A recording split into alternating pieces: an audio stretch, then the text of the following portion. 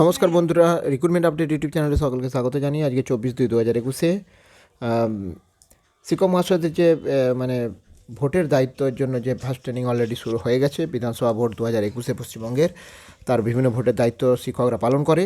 তো শিক্ষক মহাশয়রা এই ভোটের দায়িত্ব থেকে অব্যাহতি চেয়ে কোর্টে গেলেন বা আদালতের দ্বারস্থ হয়েছেন। তো বিস্তারিত জেনে নেবো। তার আগে বলি, যদি চ্যানেলটা এখন সাবস্ক্রাইব করে না থাকেন প্লিজ সাবস্ক্রাইব করে নেবেন, নানা ধরনের লেটেস্ট আপডেট পাওয়ার জন্য, চাকরি করার পাওয়ার জন্য, শিক্ষা সংক্রান্ত করার পাওয়ার জন্য।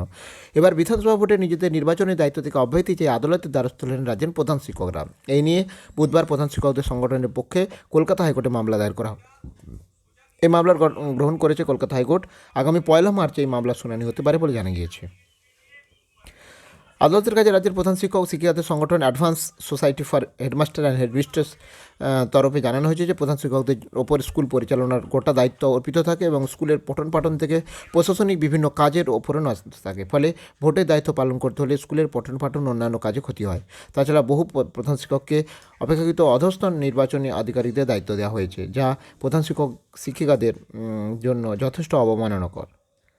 এবং এই নিয়ে একাধিকবার নির্বাচন কমিশনকে জানানো হয়েছে, তবে কোনো ফল হয়নি। ফলে বাধ্য হয়ে আদালতের দ্বারস্থ হয়েছেন। তারা জানাচ্ছেন যে প্রধান শিক্ষকরা এবং বিচারপতি অনিরুদ্ধ বসুর এজলাসের দায়ের এই মামলার শুনানি হয়েছে।